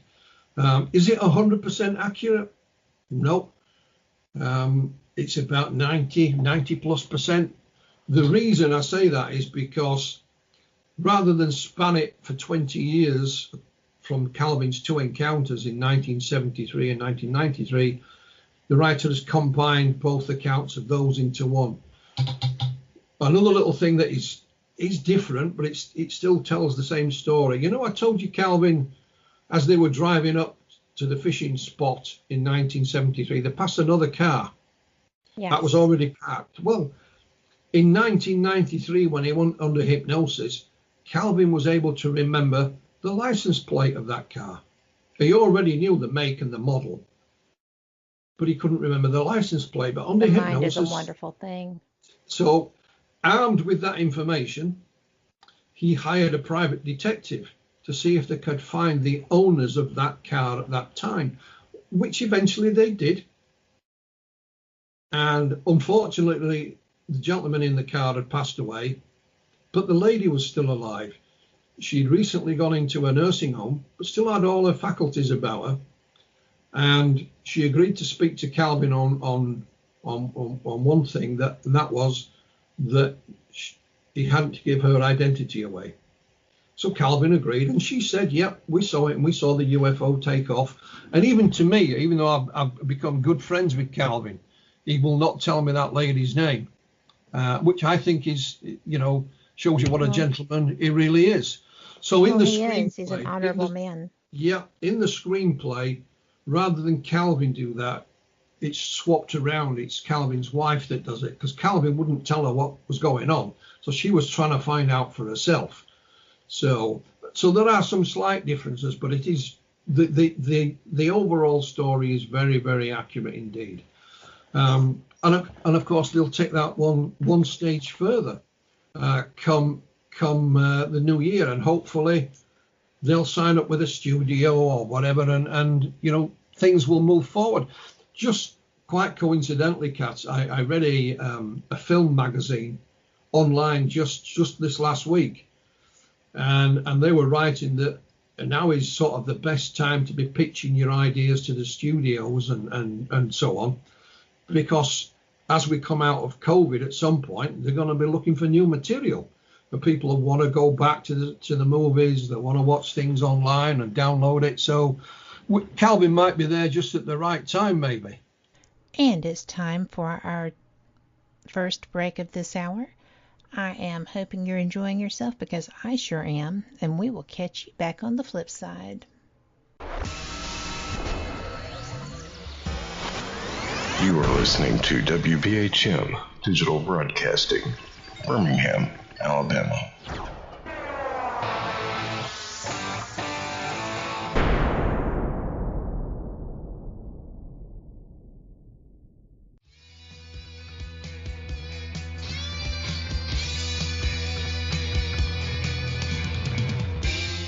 Paratalk Radio is your one-stop for all things paranormal, the unknown, and the supernatural. Join us every Monday night at 8 p.m. Eastern, 7 p.m. Central for discussions and guests on topics such as ghosts, hauntings, Bigfoot, UFOs, and more. This broadcast is rated M for mature and intended for listeners over 16 on paratalkradio.com.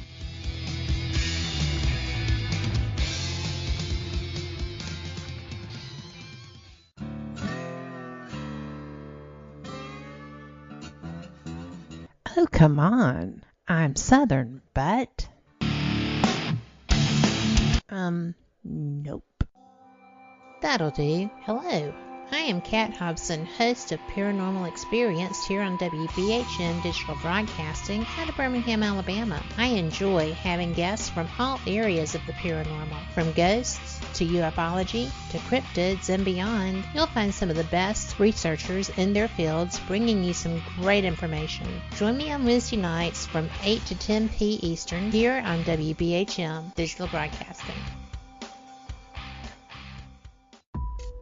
Since 1948, Fate magazine has brought you reports of the strange and unknown, all of them true. Fate Radio is carrying on that tradition, bringing you the unusual, macabre, strange, and bizarre.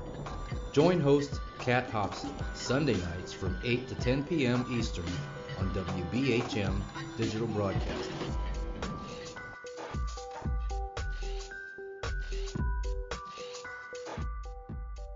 Thank you for listening to WBHM Digital Broadcasting out of Birmingham, Alabama.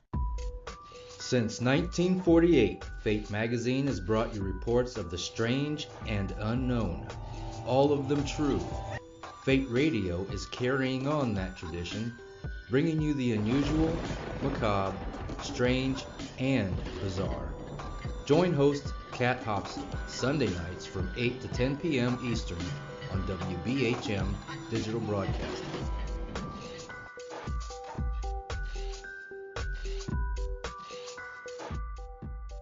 The time is 23 minutes after the hour. Welcome back to Fate Mag Radio. Thank you so much for being here. I hope you're having fun. Well, it could be. Plus, it's a captivating story. You know, I met a witness when I was speaking at a conference in Orange Beach, Alabama. I finished my presentation, and this woman, she was an older woman, came up to me, and she was like, you know, I saw that too. I said, did you? Yeah. She said, I did. And it's exactly as he described it. Yeah. And I was just kind of like, who are you? Yeah. And she said, I still live in the Biloxi area. Right. And that's all she would say. Yeah. But we've only had one witness that we've contacted that has not wanted to talk to us. The rest have been fine. And I'll give you another example of something that's just within the last 2 weeks. On November the 6th, 1973, in the same river, but just a bit further out, were two fishing boats, civilians, at night fishing, but they were using nets. These, you know, and they saw something under the water. It was illuminated. It was circular.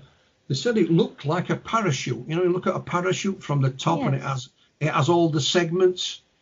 It looked like that. Although it was white, it looked a little bit brownish because of the water. And they managed to get up close to it, and they actually hit it with one of their paddles or oars off the boat, something off the boat. And it went clunk. Then the lights went out and it moved off. Wow. And they chased this thing for about 20 minutes, half an hour. So eventually, there is a Coast Guard station there. They went in person and reported it to the Coast Guard. And the Coast Guard sent a boat out, and they too saw it, and they too hit it with something, and it went clunk. So we managed to obtain the actual documents from the Coast Guard at the time. We've got all them. But a colleague sent me a photograph of all these fishermen. And there was one lady. It must have been taken the next day because it was in daylight. And they're all lined up, on, you know, and the picture of them. It's in colour. But on the back of the picture, the photograph, is all their names and their age. Oh, so wow. We put the photograph on social media because there's about 8 people involved on this photograph, Cal. And in no time at all, a couple of ladies came forward and said, that was my father. That was my. They've passed away. But I think one of them is still alive. And then this lady contacted me in private, and she said, yeah, that's I think she said father-in-law. And he's still alive. And within the hour, she'd given me his phone number. She'd spoken to him, and he said, yeah, I'll gladly speak to them. So he was interviewed by my colleague, Dr. Irina Scott, and has told us the whole story. And yes, they did. And he says the next day, the Navy became involved, and they took the Navy out into the river to show them where it happened. But there was nothing there, you know, nothing to see at that point. So, we, you know, not only have we got anecdotal information, we've got, you know, the documents from the time, and we have one of the eyewitnesses to it. So things happened just before the Pascagoula event, and things happened afterwards. Yes. And maybe whatever was happening, the peak was what happened to Charlie and Calvin. And fascinating. So what is going to happen is next year you'll see a new book by Dr. Irina Scott called Beyond Pascagoula. Now, because what also happened on October the 11th, 1973, and this is where Irina came into the story. She was telephoned by her mum, who lived, 500 or 600 miles away. And her mum said, we've just had this huge sonic boom. This was the 11th of October, 1973, the same night as Charlie and Calvin's encounter. And they couldn't find any explanation for this sonic boom. Because not only was it heard there, it was apparently heard halfway across the United States. So That's Irene. a huge boom. Well, yeah. So Irene has started looking into. She said it's the biggest explosion since Krakatoa that was recorded. Natural explosion, So we're not talking atomic bombs or anything like that. And it was recorded on various, recording equipment at whatever university and so on. So she looked into what causes a sonic boom. For example, if an aircraft causes a sonic boom, you can only really hear it from about 2 miles away. So you can't hear it halfway across the United States. And so she looked at all these explanations, and she couldn't find one. So beyond Pascagoula features these new witnesses that we've been speaking to, and also the fact that this sonic boom happened that night as well, whether it's connected or not. And that'll be out at some point in 2021. I don't have a definitive date because we've just got new material that Irene is going to have to go always getting back. new material. Yeah, You're so good at that.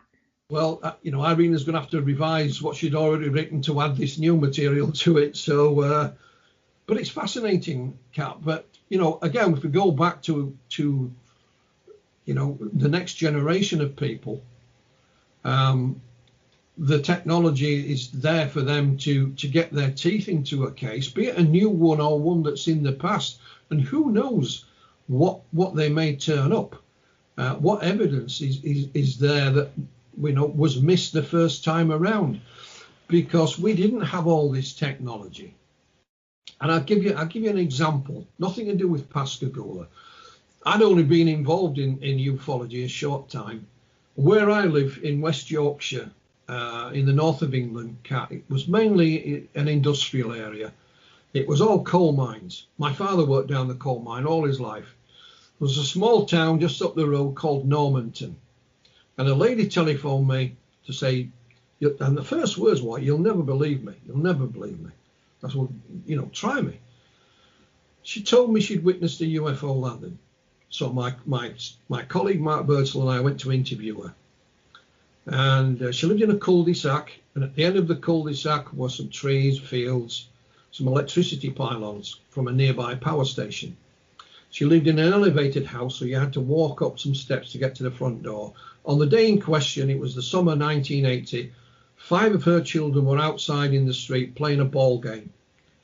And she was actually in the kitchen washing the dishes after lunch when one of the children came in and said, "Mum, there's an aeroplane landed in the field." So she said, I came out, and from her front door, because it was elevated, you could see across these fields. And she says, "Mr. Mantle, there's this thing on the ground, but it's shaped like a Mexican hat, and it was like grey in colour." Anyway, she got the children. They walked down the cul-de-sac, across the fields. They lose sight of this area at one point because they go down a little dip, come up the other side, and there's a fence bordering the field. Now, this thing is still there, but there are 3 humanoids, all in white. They had boots on. They didn't have gloves. They had mittens. They were waving something across the ground. The children wanted to climb the fence, but Mrs. Westerman, her name was, wouldn't allow it.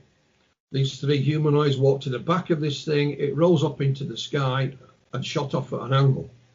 A lovely, beautiful summer's day. And so we interviewed them. We even interviewed one of the children's friends who'd gone home for lunch. And then when he came back, he'd missed it all. And Mrs. Westerman was, totally baffled. Her husband was at work that day. He worked down the coal mine. They were just like the families I'd always grown up with, Kat. Right. And she couldn't understand why it wasn't on the television news that night. There's a main motorway goes past. So surely others must have seen it. So we jumped forward in time. Earlier this year, I did an interview for a radio station somewhere. And I mentioned this particular case, but I forgot to mention the lady's name. It was Mrs. Westerman. I just didn't use it. I was sent an email from a woman in New Zealand. And she said, "I heard you on this radio station." She says, "Believe it or not," she said, "I used to live in Normanton." And my best friend is still there. What was the lady's name? I might have known them. So I said, it was Mrs. Westerman. This is all going backwards and forwards via email. She says, you've got to be joking. She says, my best friend was called Westerman before she was married. So she contacted her best friend, and her best friend was one of those children that witnessed that day and whom I interviewed. And she gave me a statement, afterwards. I contacted her and she gave me a statement. So that's the technology that the next generation have at their hands, their beck and call now. That's so cool, though. Yeah, it's amazing. It's absolutely amazing. And I've tried to look for this family in the past. I've featured the case in our local newspaper here because I only live 2 minutes away. Mm-hmm. Nothing. I got out one day. Do you remember when we used to have a telephone directory? And I looked. Yeah, I looked. We have a local one as well. So I looked for all the people in it called Westerman in that area, and I wrote to every single one of them, explaining who I was and what I was looking for. Got no reply whatsoever from any of them. So I'd given up the ghost. And of course, I haven't been able to meet this lady because no sooner had she given me a statement via email that COVID cropped up. So I've left her alone. I think she said she'd got a family as well. So I thought she'll have enough on her plate. But she gave me a statement anyway.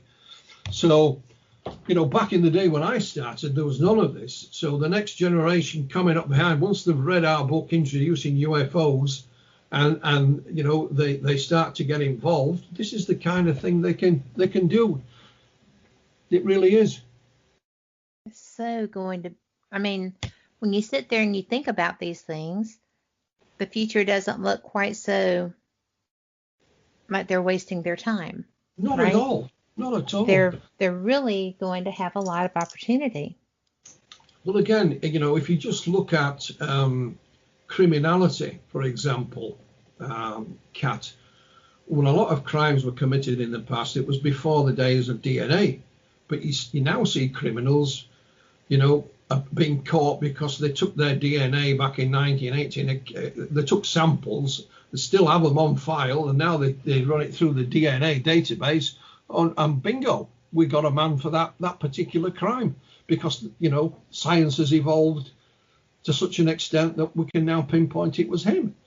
So it's the same in UFO research.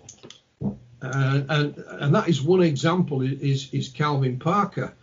And we're convinced, this is a story we've been told, and it's been supported by Dr. Hynek's son, is that the Pascagoula case was his favorite case. And we are told, we don't know for certain, that Dr. Hynek had his own file on Pascagoula. It's one of the few files he didn't leave at the office. He actually took home with him. And when he passed away, we can't find nobody knows where the file is. So we're still on the hunt. I'd love to read that file. Well, if you think about the we've got a lot of the newspaper cuttings. If you think about the media that were involved at the time, there must have been even if it's just correspondence between Hynek and Dr. Harder and Hynek and others, it must be there somewhere. I also found, because Dr. James Harder was part of APRO at the time. That was the main UFO group. Okay. And he hypnotized Charles Hickson. And I found one of Dr. Harder's sons, and he said to me, I have my father's tape collection here. He didn't tell me what's on the tapes, but he has his father's tape collection, and there was some kind of disagreement in the family about what to do with him or whatever. So I'm pretty certain tapes are there. I'll give you another example. Another gentleman who was very much involved at the time was Dr. Leo Sprinkle from Wyoming. Dr. Sprinkle is a lovely guy. I've met him. He lectured at one of the conferences I was at, and but he's now aging. He doesn't use the internet. He doesn't have email. So I wrote to him, and Dr. Sprinkle said all my files are kept at this particular university in Wyoming. So I contacted them and asked them to do a search, which they did. They found 2 lots of documents that mentioned Charles Hickson. One is just a letter. The other is a 6-page document. Oh, and it is a list of questions that Dr. Sprinkle had written for him to ask Charles Hickson when he was going under hypnosis.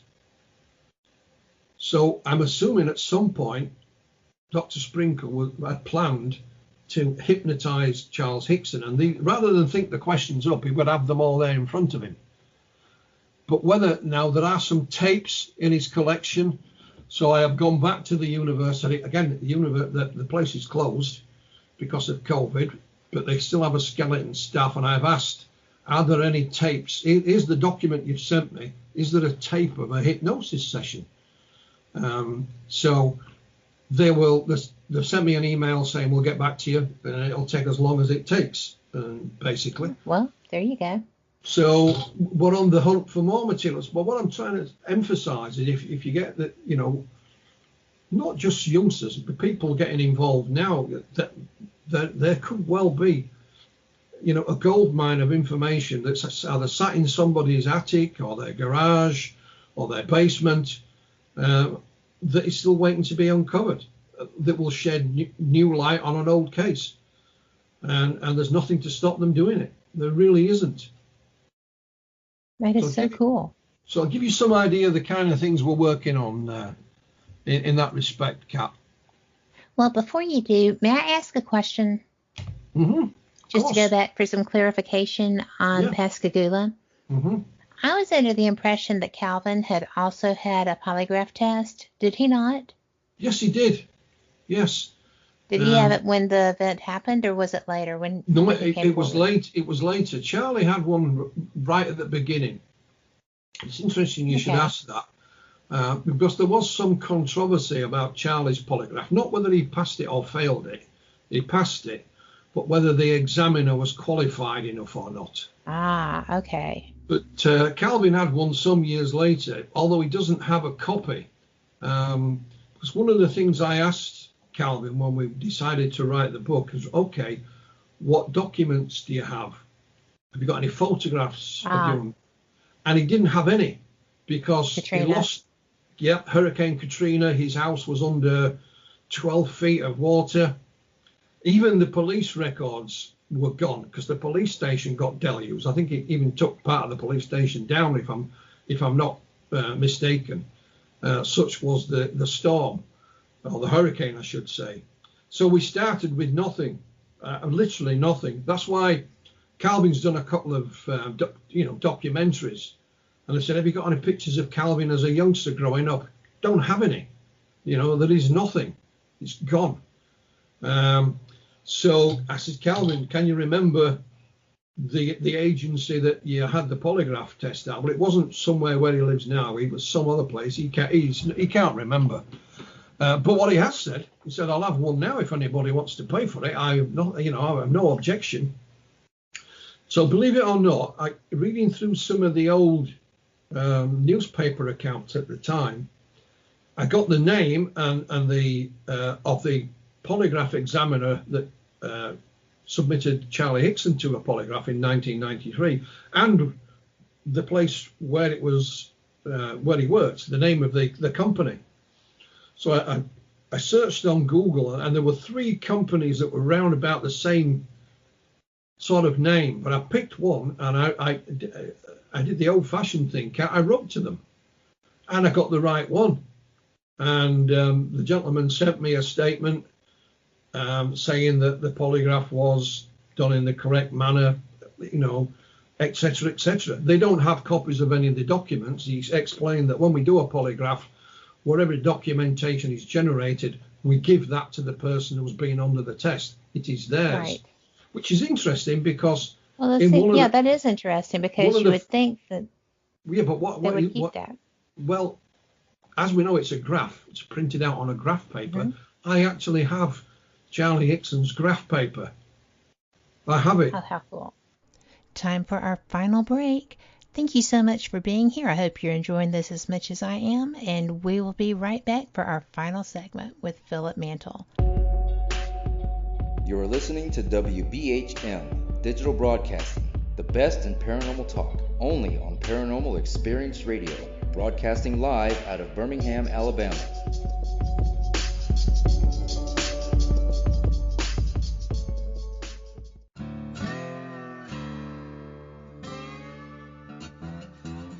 Oh, come on. I'm Southern, but... nope.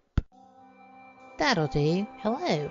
I am Kat Hobson, host of Paranormal Experience here on WBHM Digital Broadcasting out of Birmingham, Alabama. I enjoy having guests from all areas of the paranormal, from ghosts to ufology to cryptids and beyond. You'll find some of the best researchers in their fields bringing you some great information. Join me on Wednesday nights from 8 to 10 p. Eastern here on WBHM Digital Broadcasting. Since 1948, Fate magazine has brought you reports of the strange and unknown, all of them true. Fate Radio is carrying on that tradition, bringing you the unusual, macabre, strange, and bizarre. Join host Kat Hobson Sunday nights from 8 to 10 p.m. Eastern on WBHM Digital Broadcasting.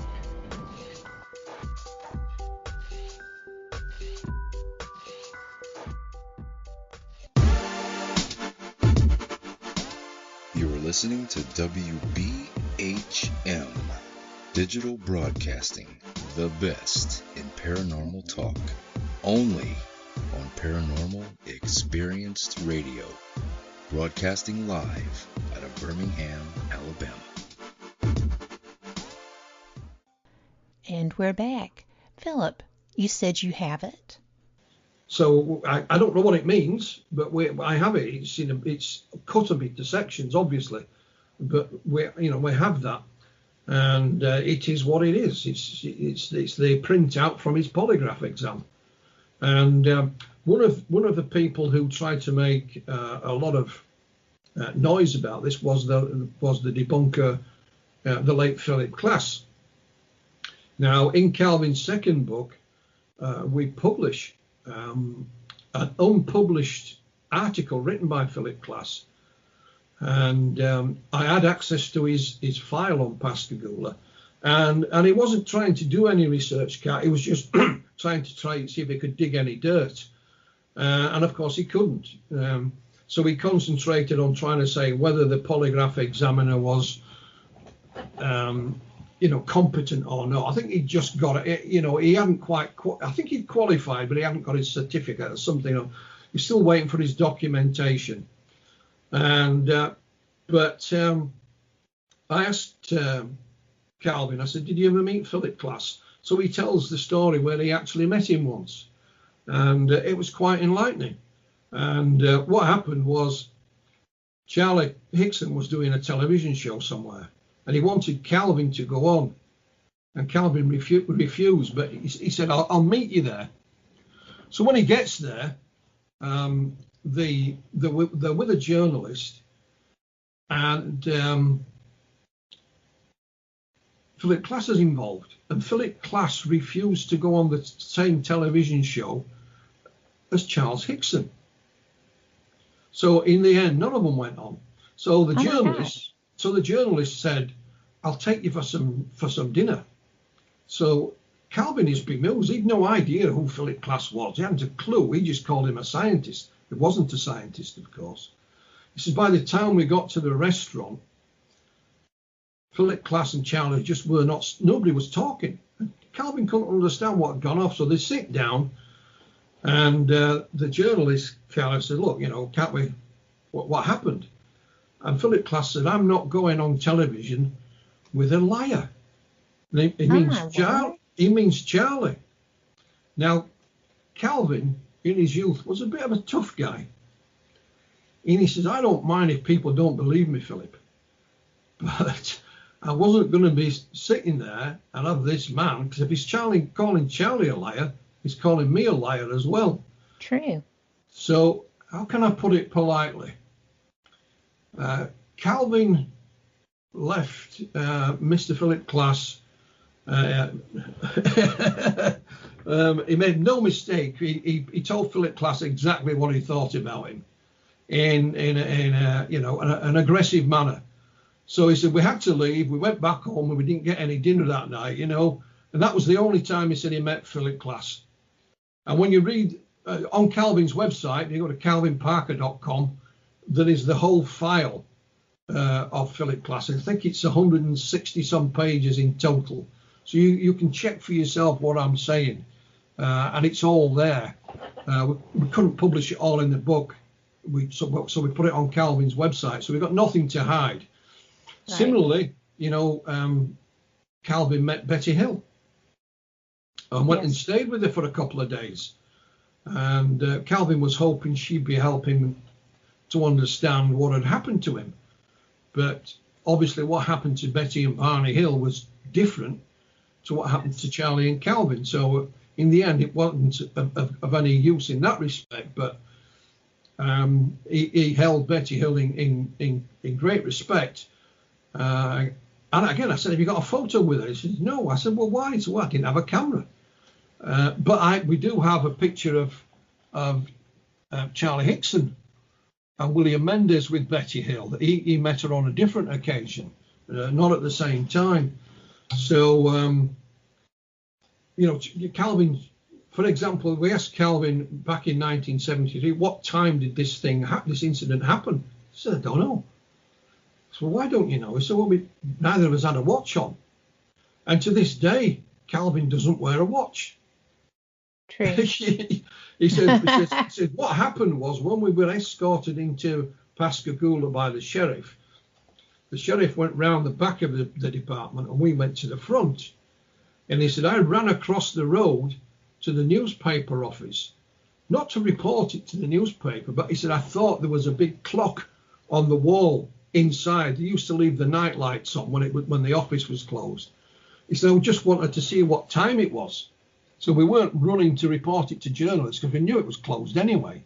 He wanted to, why he didn't ask the sheriff? I said, I don't. He said, well, he'd gone by then. Suddenly dawned on me, what time is it? And of course, there was no clock. So he still didn't get to know what time it was. So but to this day, he just said, Calvin's done, promotional events, or he's been to speak at conventions. And I've said, make sure you take your camera with you and, let's record what's happening now. So, but we believe that there is documentation out there where, no idea, but it could be in somebody's basement, their attic, their garage, who knows? Like me, I've got an old metal filing cabinet next to me, Kat, and all my files are in there. More are in my garage. So that hopefully they'll turn up at some point. But but what else is happening with Pascagoula? We have an offer to do a documentary series, not a one-off, but an actual series which will involve lots of these additional witnesses that I've been mentioning. Hopefully that will happen next year. And also we've been approached, or we have an offer on the table to do a graphic novel based on Calvin's encounter, which will take it to a different audience. Completely. And we have linked up with a very well-established writer in that particular field who also knows the UFO subject. And we're just waiting for the contract, and that'll be something else for 2021. So things continue to develop. And in the meantime, of course, we're hoping that, introducing UFOs finds its place in young people's libraries or iPads or whatever it is they use, and hopefully helps them take that first step towards getting involved. And I've just given examples of what you can do, what is available to you. So why not? Why not give it a go? Well, life is short. Reach out and do those things that you think would be fun and interesting. Mm-hmm. And share the experiences with other people. I love that that's how you seem to live. Yeah. I mean, my interest started when I was in high school, mm-hmm. and I became involved just a few years after I left high school, and I've been involved ever since. And I've just been speaking with a colleague the other night. He was the same. He got interested when he was a teenager, still involved to this very day. So, the next audience is the next generation is waiting in the wings for us, Kat, and hopefully we might be able to help them. Well, I think that that's going to turn out to be a fabulous thing. I think that the information you've gathered to draw them in is just going to be fantastic. I'll keep my fingers How could they help but love it? Well, you never know. I mean, teenagers you've can given be them fickle. A roadmap. Teenagers can be fickle. That's true. But you've given them a map. Yeah. And aside from adolescents, it'll be good for 20-somethings when they're trying to find something to write a report on, or Yeah. A couple of colleagues have said, again, it could if you're just looking for something to help you take that first step, irrespective of your age. Introducing UFOs might just be the thing for you. Give you a bit of an idea of what to expect. Let's hope so. Let's hope it can be. Well, I think it can be, and I am looking forward to seeing the reactions. It's going to be so much fun. I have always loved speaking with you, and this has just been fantastic too. But we are just about out of time. I can't believe it. Yeah, time flies, doesn't it? Yeah, but thank you, Kat. I really appreciate it. Thank you very much. And Introducing UFOs, a young person's guide, is of course available on Amazon. And yes. Look us up at flyingdiscpress.com, and you can contact me there if you've got any questions. I'll be glad to answer them. Well, I'm going to suggest that people follow Flying Disc Press on Facebook as well, because Yes. you have all kinds of information for relevant to your authors. You have an international selection for people to choose from. Yes. There are so many people that you are just introducing the world to. I think that's fantastic too. Yeah, I like that about you. There's lots of interesting things coming in 2021. I can assure you. I have no doubt. You always are amazing. But I guess technically we should probably say thanks so much for being here. And for everyone listening, thank you so much, because this is one of my favorite interviews. I love this topic. We all know that I started as a paranormal investigator, but ufology is paranormal also. It's not normal. Although I think we're finding out that it just might be more so than we did, than not. But this is where my passion lies right now. So, and it's because of this man in large part. It's all your fault, Philip. Thank you very much, Kat. So, and again, thank you so much. And thank you so much for supporting all of the shows in our network. I am so honored to host the Fate Magazine Radio as well as Paranormal Experienced with Kat Hobson. But we have fantastic other shows too, with the Paranormal Pride with Denise Pride Moore, Ghost Talk Radio with Shelley Robertson, Full Spectrum Project with Pete Havlin and with Brian Clune, as well as with Angie Mole with the Weird World News, and Teal Gray, whose Pura Mysteries follows me on Wednesday nights. So be sure and support them too. But thank you for joining in tonight. I hope you enjoyed it as much as I did. Philip, thanks again. My pleasure, Kat. Thank you. I just wanted to thank all of y'all for listening. I know that there's so much happening right now in the world, in this country, in our homes, our cities, and there's a lot of people who are coping with the disease that's going around. our family is. And I know a lot of other families are too. In fact, it's everywhere. But, you know, I think that the best part of America is that we have always found a way to rally around and be one country. So you know what? Go out there and be that change. Take care. Thank you again. All my love to you and yours. And y'all just have a great evening. Good night.